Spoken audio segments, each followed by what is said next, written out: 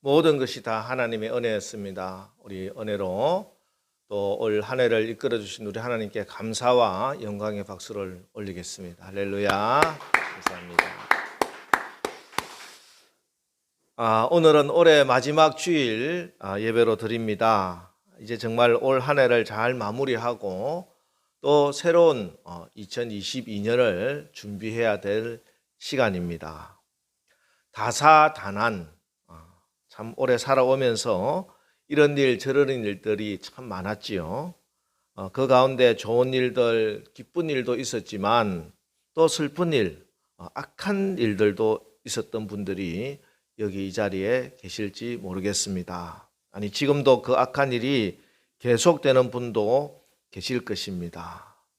자, 올해 마지막 주일 이 예배 드리면서 하나님 앞에 나와서 하나님의 말씀으로 그 모든 악한 일이 선으로 바꿔지고 새해를 맞이하시기를 주의 이름으로 축원합니다. 그렇습니다. 여러분, 마무리를 잘 해야 됩니다. 그래야 새롭게 출발할 수 있습니다. 오늘 성경은 악을 선으로 잘 마무리하는 한 사람을 소개합니다. 그 사람은 바로 요셉입니다. 보석 전문가들의 이야기를 들어보면은 다이아몬드 중에 가장 값어치가 있고 빛나는 다이아몬드를 정밀 현미경으로 이렇게 살펴보면은 그 깎인 면이 가장 많은 그게 그 다이아몬드가 가장 비싸고 좋은 가치 있는 그런 다이아몬드라고 합니다. 상처가 많다는 것이 바로 그 인생이 실패해야 할 이유는 아니라는 것이죠.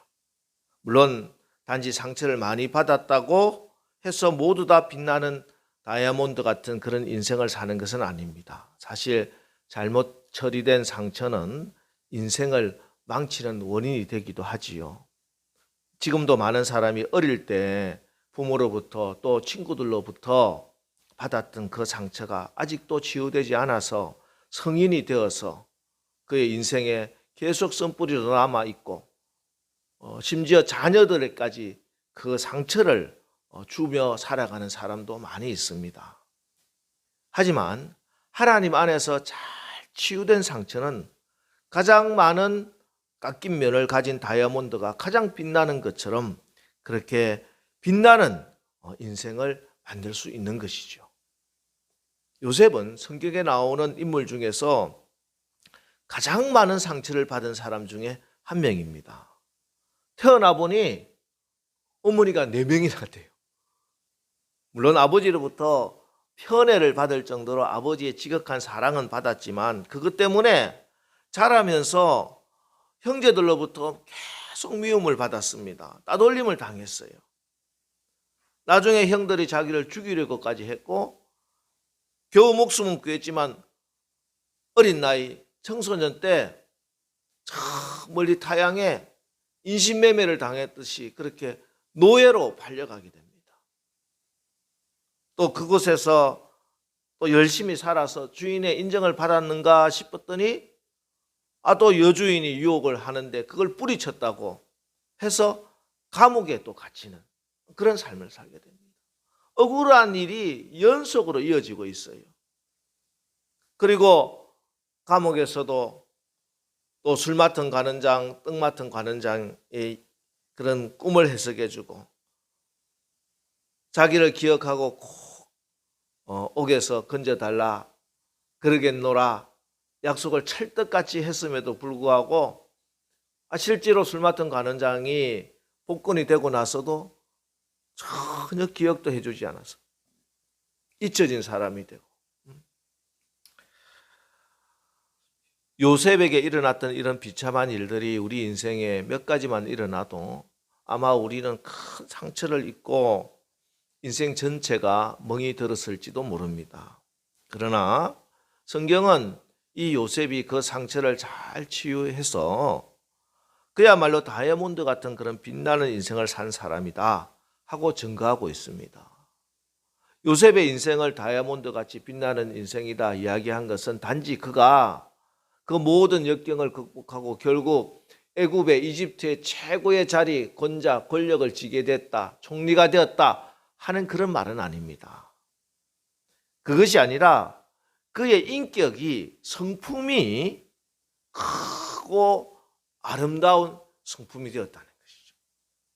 물론 요셉도 인간이기에 그 상처받는 순간순간 얼마나 마음이 아팠겠습니까?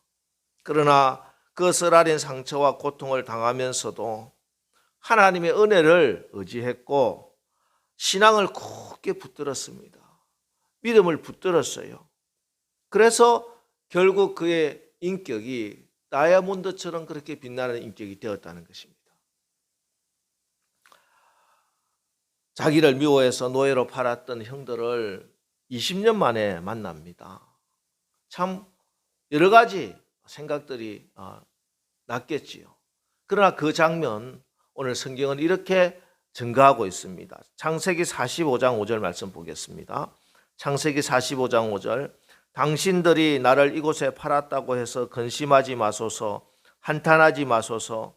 하나님이 생명을 구원하시려고 나를 당신들보다 먼저 보내셨나이다. 형들을, 자기를 팔아버린 그 형들을 이렇게 용서합니다. 오히려 너무 근심하지 말라고 위로를 해주고 있어요. 어떻게 요셉은요, 자기가 받았던 그 억울한 그 상처를 원한과 복수로 갚지 않고 어떻게 이렇게 잘 치유해주고 용서해주는 그런 마음이 되었을까?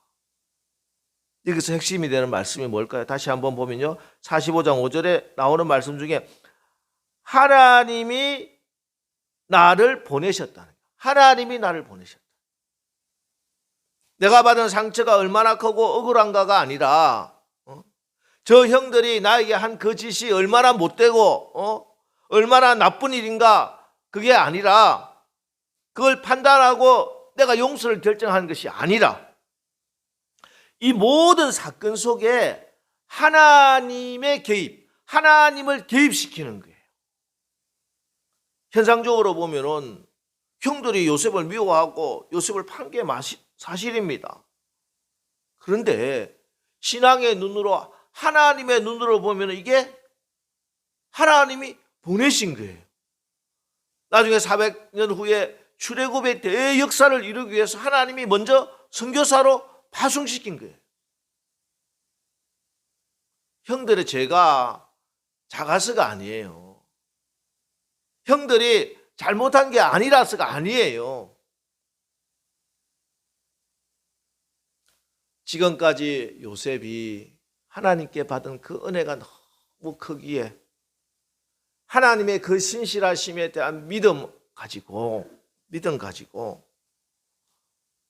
이 모든 것을 품고 용서할 수 있었다는 것입니다. 이런 일 가운데서도, 이런 악한 일 가운데서도, 이런 억울한 일 가운데서도 하나님은 무엇을 원하고 계실까? 하나님은 이 가운데서도 어떤 계획을 가지고 계실까? 하나님은 이 악한 일조차 어떻게 합력하여 선을 만드실까? 하나님의 눈으로, 하나님의 관점으로 그 문제를 해석해내는 것입니다. 그렇습니다. 여러분, 사건보다 중요한 것이 그 사건 속에 있는 것을 해석해내는 능력, 하나님의 눈으로 해석해내는 능력입니다. 우리 다 같이 다시 한 번 더 창세기 45장 5절 말씀 한번 읽어보겠습니다. 시작. 당신들이 나를 이곳에 팔았다고 해서 근심하지 마소서, 한탄하지 마소서. 하나님이 생명을 구원하시려고 나를 당신들보다 먼저 보내셨나이다. 여러분, 이제 올해를 마감하면서 되돌아보면은 좋은 일, 기쁜 일도 있지만 여러분, 그 모든 일 가운데 특별히 아프고 힘들었던 일, 악한 그 일에 하나님이 생명을 구원하시려고 나를 당신들보다 먼저 보내셨나이다. 이 하나님을 개입시키시고 하나님의 눈으로, 하나님의 관점으로 그 모든 일이 해석되어지는 은혜가 임하시기를 주의 이름으로 축원합니다.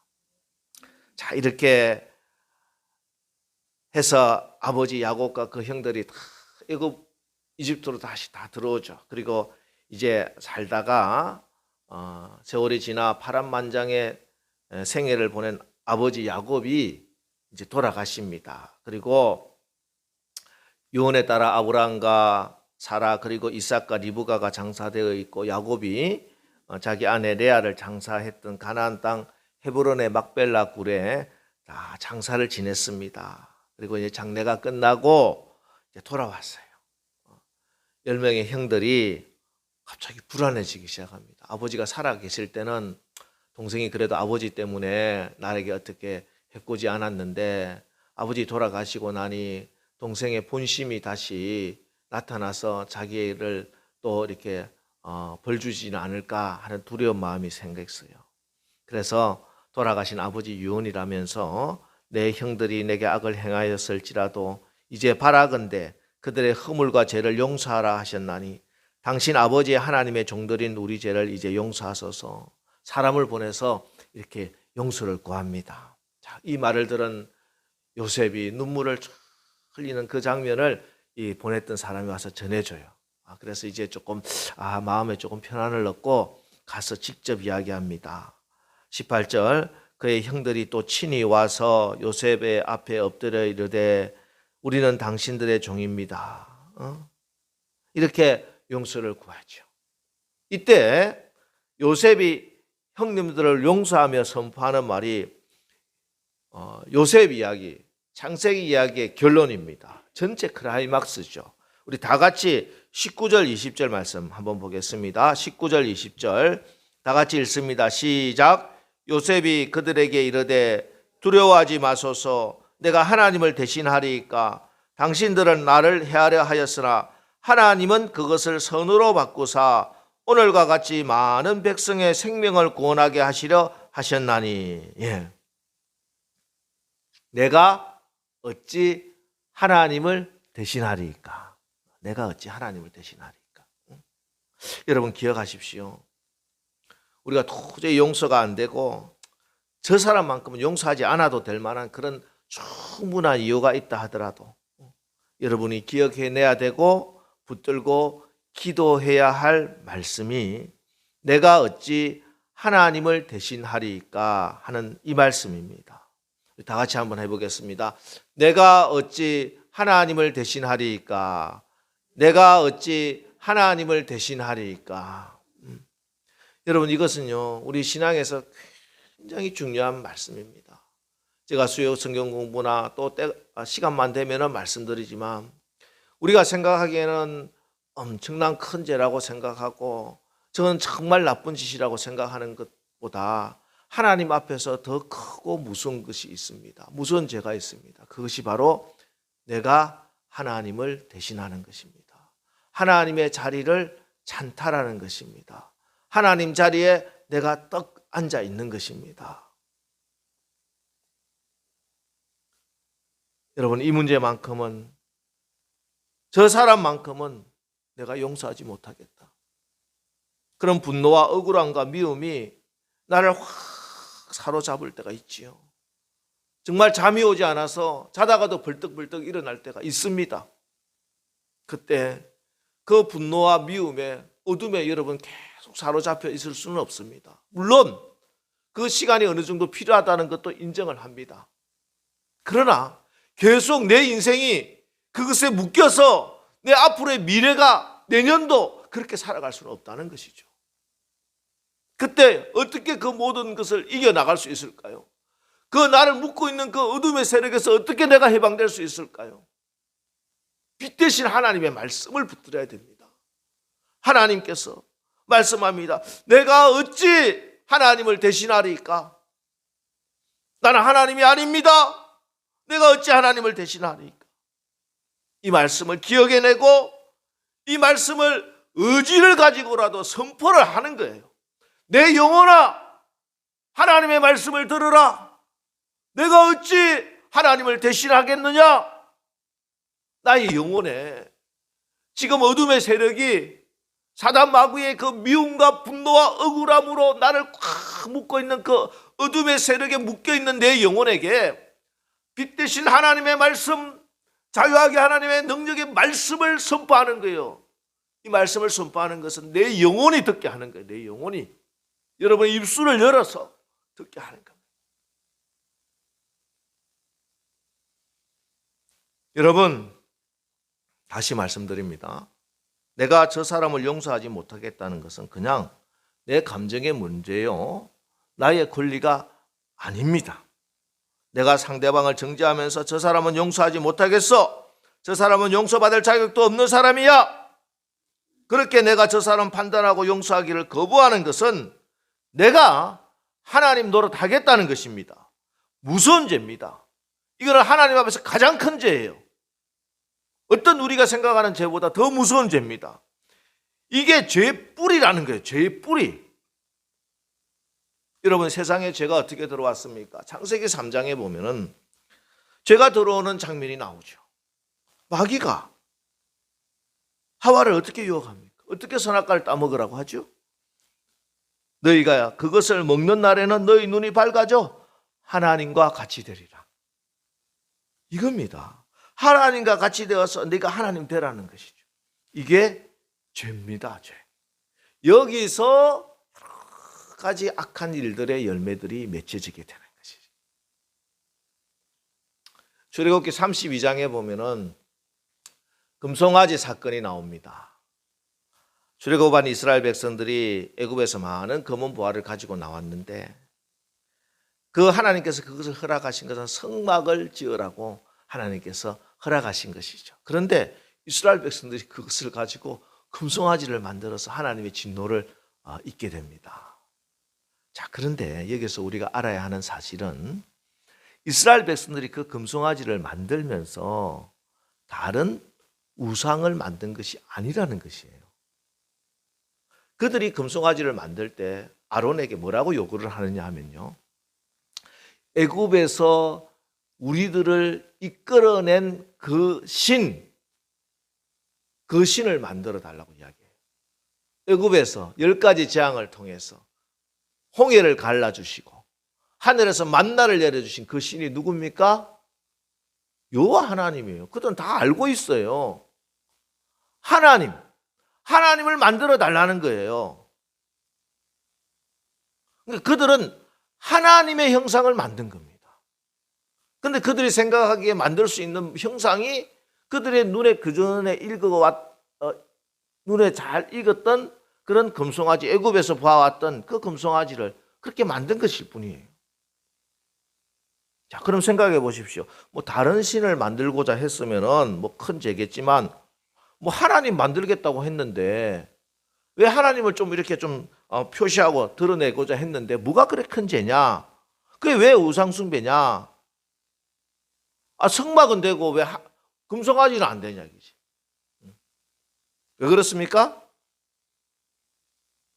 성막은요, 하나님이 계획하시고 하나님이 설계하시고 하나님이 보여주시고 하나님이 지시하시고 하나님이 하라는 방법대로 하나님께서 친히 말씀하신 그 말씀에 순종한 것이고, 금송아지는 내가 생각해서 내 힘으로 나의 소견에 따라서 내 판단대로 만든 겁니다.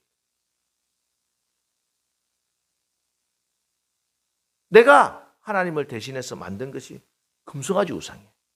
그래서 그게 죄입니다.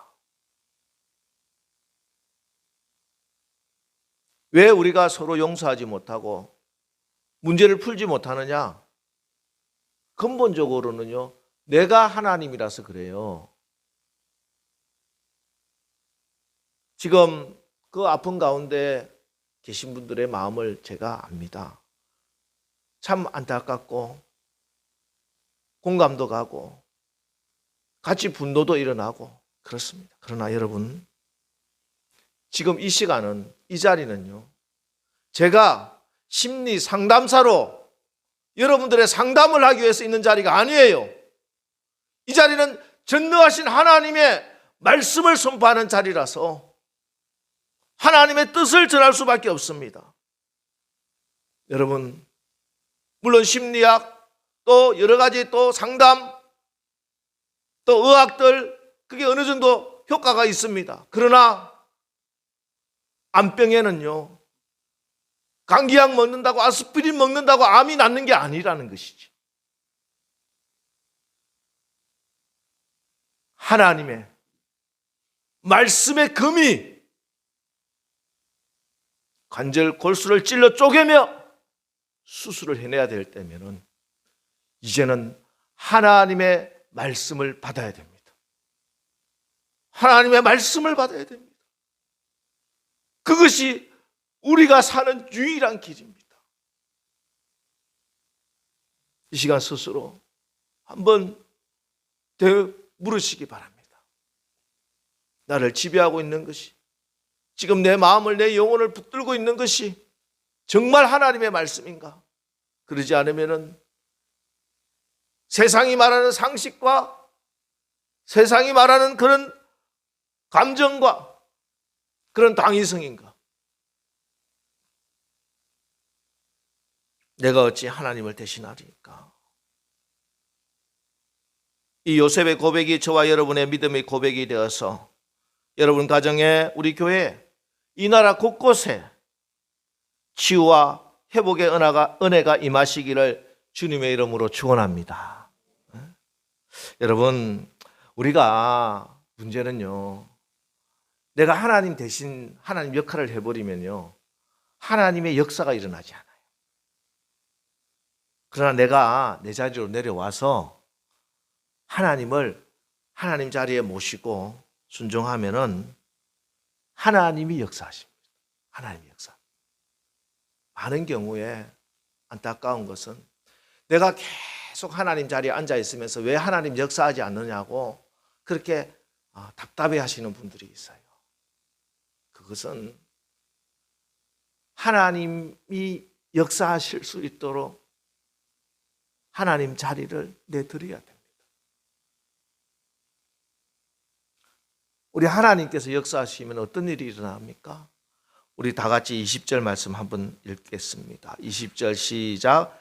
당신들은 나를 헤아려 하였으나 하나님은 그것을 선으로 바꾸사 나를 통해 만민의 생명을 구원하셨나이다.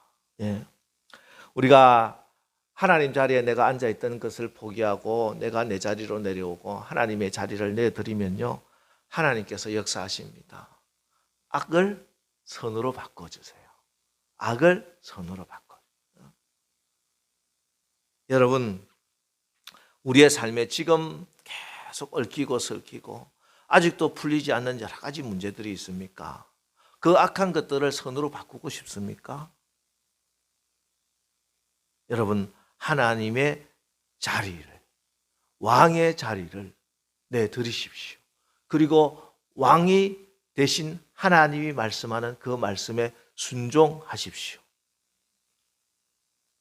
내가 너희를 용서한 것 같이 너희도 서로 용서하라. 용서하라. 힘들지만, 어렵지만, 마음이 내키지 않지만, 그러나 하나님, 제가 하나님 말씀에 순종하겠습니다. 결단하고 여러분 용서를 선포하시고 용서를 구하십시오. 여러분, 용서가 먼저입니다. 이거는 굉장히 중요해요. 우리 신앙생활 하면서 선후 관계가 너무 중요해요. 하나님은 우리에게 늘 선한 걸 주고 싶어 하시죠. 그런데 그에 앞서서 하나님이 우리에게 요구하시는 것들이 있어요. 요셉은요, 아들이 2명이 있습니다. 그죠? 첫 번째 아들은 므낫세입니다. 창세기 41장 51절을 보시면은 요셉이 그의 장남의 이름을 므낫세라 하였으니 하나님이 내게 내 모든 고난과 내 아버지의 온 집 일을 잊어버리게 하셨다 하며, 요셉이 아들을 낳았어. 이름을 므낫세라고 했어.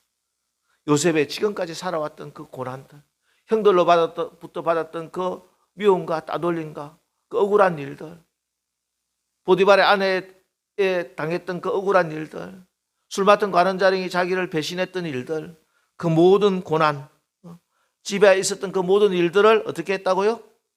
잊어버렸다. 므낫세, forget, 잊어버리다.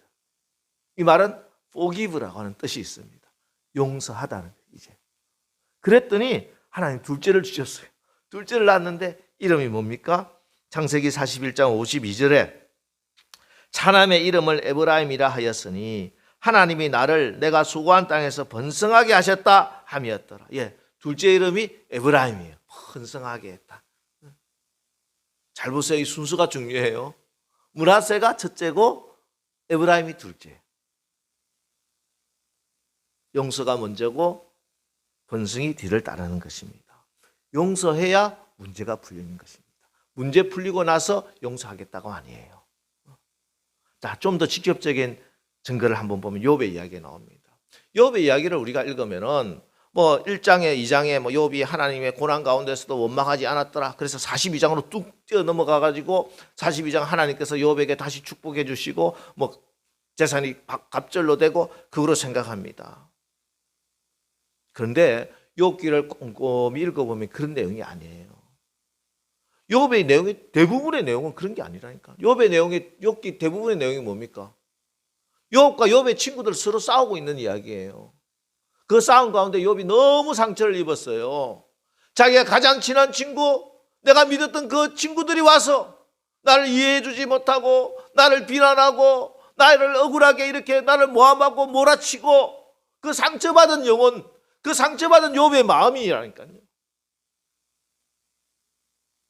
거기에 대해서 하나님께서 먼저 욥을 치유하시죠. 욥에게 너가 하나님 대신 할 수 있느냐 말씀을 주시면서 욥이 하나님 앞에 회개합니다. 그리고 또 중요하게 한 일이 있어요. 그게 욥기 42장 10절 말씀입니다. 보겠습니다. 욥이 그의 친구들을 위하여 기도할 때 여호와께서 욥의 공경을 들으시고 돌이키시고 여호와께서 욥에게 이전 모든 소유보다 갑절이나 주신지라. 하나님이 그냥 욥 아우 너 고생했다 그래서 갑절을 주신 게 아니에요. 욥이 그 고난 가운데 받았던 상처들, 자기에게 억울하게 몰아치고 억울하게 그렇게 모함하고 억울하게 그렇게 자기를 비난했던 그 친구들을 위해서 기도하니 하나님이 욥의 공경을 돌이키시고 여호와께서 욥에게 이전 모든 소유보다 갑절이나 주신지라.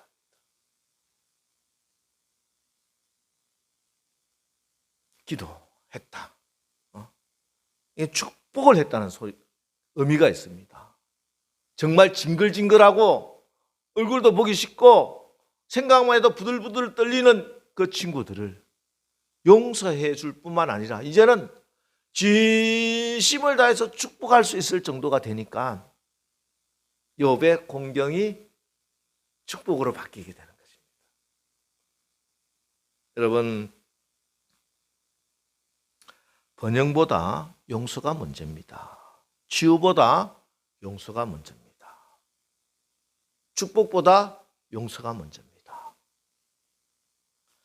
자, 올해 이제 살아오시면서 내가 묶어버린 영역들이 있을 겁니다. 특별히 미움과 분노와 또 억울함 이런 걸 가지고 내가 묶어놓은 관계들이 있어요. 부부관계, 아내가 될 수도 있고 남편이 될 수도 있고 시댁의 문제들, 시어머니가 될 수도 있고 신우가 될 수도 있고 또 내 친구들 간의 문제, 또 우리 아이의 친구 엄마 문제도 있을 수가 있고 심지어 교우들 관계 속에도 그런 문제가 생길 수도 있을 겁니다. 우리가 이것을 풀지 않으면 하늘에서 풀리지 않습니다. 하나님 분명히 말씀하세요. 네가 땅에서 풀면 하늘에서도 풀리리라. 땅에서 메고 있으면 하늘에서 계속 메여 있는 거예요. 땅에서 풀면 하늘에서도 풀리리라. 보이는 우리의 인간관계를 풀어야 하나님의 세계에서 영적인 세계가 풀려지는 것입니다. 여러분, 이제 올해를 마무리하는 이 시간에 내가 계속 묶여 있으면요 내년을 시작할 수가 없습니다. 하나님이 새해를 주신 것은 우리에게 새로운 기회를 주시고 축복을 주시는 거예요. 그냥 시간이 지났다고 새해가 열리는 게 아니라는 거예요. 이 시간에 우리가 묶여있던 거 풀어야 됩니다. 그래야 하나님의 축복의 통로의 문이 열리게 되는 것이죠. 여러분, 하나님 얼마나 답답하겠어요. 내 아들아, 내 딸아, 내가 너에게 다시 한 번 더 큰 축복을, 그 고난의 세월을 잘 지내고 그 인고의 시간을 잘 지냈는데 내가 주고 싶다. 너에게 회복을 주고 싶고 치유를 주고 싶고 너의 가정에 축복을 주고 싶다. 하나님 말씀하시는데 내가 그래서 이제는 그 묶여있던 것을 풀어라. 이제는 내가 묶여있던 그 묶음을 내가 주는 말씀으로 끊어내고 풀어내고 우리 함께 새로운 새해를 맞이하고 싶구나. 우리 아버지의 말씀, 우리 아버지의 음성, 우리 아버지의 마음을 여러분 받으시기 바랍니다. 하나님 아버지의 마음으로 간곡히 부탁드립니다. 여러분 이렇게 억울한 마음으로, 이렇게 슬픈 마음으로, 이렇게 답답한 마음으로 새해를 맞이해서는 안 됩니다.